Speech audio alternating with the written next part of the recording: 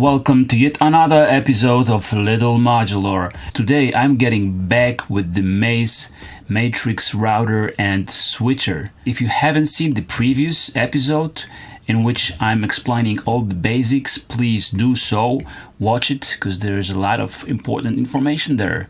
In the previous installment I was showing you some audio examples, but this time I want to show you what you can do with this module with the CVs and trigger signals. And for that purpose we need to go to settings and change some of them. So press and hold the function, and here we have some buttons representing different functions. We want to check out those 4 buttons right here.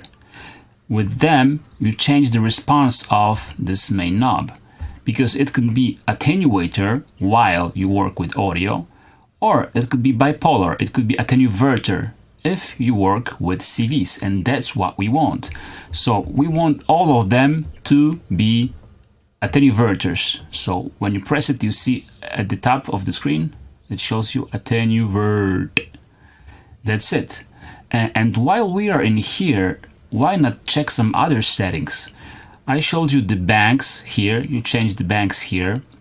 You change the behavior of select input, so you choose different sequencer routines here, and next to it you have the calibration for select input, and you don't want to touch that, because if you touch that while there's something connected into the select input, the module will go berserk. That's what happened to me. I had some problems, it became irresponsive. If you want to calibrate the select input, leave it unpatched and then press it and then save it, and that's where the calibration is safe and everything should go smoothly, but you don't need to do anything with that if everything works fine. Here we have 2 additional buttons. The left one sets encoder response. If you press it, you can see on the screen information. It changes from instant to pickup, so it will pick up on the value when you twist it. I'm gonna set it to instant, so it changes instantly because that's how I like it. And then you have the morphing multiplier here.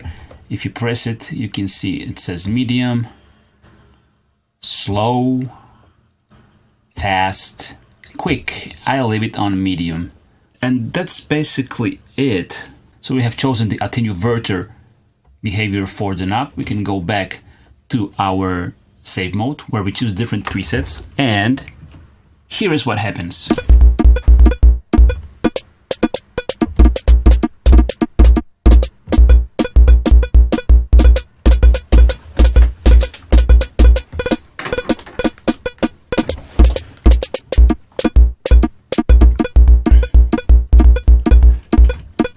So what am I doing actually here? The idea is really simple and really fun. What I have done here, I have plugged trigger sources into the inputs. So I have 2 trigger outs from my eloquencer connected to input number 1 and 2. Then I have 1 output from my Euclidean circles. And as a 4th input, let me guess, what is it? Oh yeah, it's a Erika Synth's drum sequencer. And I have connected those trigger sources to 4 different modules. These are 3 hex inverter drum modules: bass drum, snare drum, and rimshot. And I have also a tip-top 1 sampler. What I'm doing here is I'm distributing those different patterns to 4 different modules, so I can create some dynamic and wicked patterns. So if we go to the routing right now, you can see that it's different because it's bipolar. It shows you the strength of the signal and its polarity. So for instance, now if I press this and I go in the positive direction, it becomes brighter. But if I go to the other direction, it becomes red. So it means it's inverted.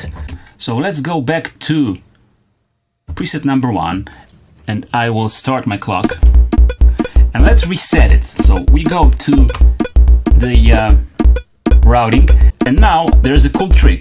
If I press and hold first routing and press and hold the last routing and adjust the gain, you can see everything in between went to 0. So this is a very nifty way to zero all the settings. So let's save it, and let's start with the first output. If I go above 20, you can hear that the first gate signal goes to the kick. Now let's check out the second one. That's the other pattern for kick, and that's 4 on the floor. Now the cool thing is that I can combine those. Alright? So just by doing that, there's a ton of possibilities. But let's go back to the 4 on the floor, and let's try some other outputs. Okay, we got the same pattern but different instrument. So if I go to the other, this sounds cool. Now let's check out what we could do with the third instrument. And of course we can add different patterns. And let's check out the last pattern for the fourth instrument. Let's say I like it. I press the save, and I'm done with this pattern. And that's how you would proceed with the rest of the patterns. Exactly same way as you did in the audio mode. The only difference being that the knob here is attenuator. Simple as that. Now when it becomes really alive is when you apply some signal to the select in input. So let's go back to our settings and let's check the first one, which is the simplest one, trigger. Okay, now let's go back to the save mode, and I have some simple polls from Erika Synth's Picorandom. So you can see that it's switching between different patterns, maybe a bit too fast for my taste, so let's slow it down. Okay, now what I can do is I can change the direction of the sequence with the knob. Okay, so it goes forwards or backwards. I can change the starting point when I press and turn, like so. Okay, I make it a bit faster. Now if I change the settings again and I go, for instance, for the random, which is the next mode, when I just twist it, it will set the maximal range of the random. But if I push it and twist it, it sets the minimum range of the random. Heaps of fun. Now we can go to the Euclidean mode, so press and hold function and change to Euclidean, which is the next one. In this mode, a standard twist sets the length of the sequence, and when you push and twist, it will set the divisor of the sequence, like in any other standard Euclidean algorithm. We have one more sequencing method, which is continuous. In order for this to work, you have to switch to some continuous CV, like an LFO for instance. In this mode, the standard twist will attenuate the input, and if you push and twist, it will apply some DC offset to it.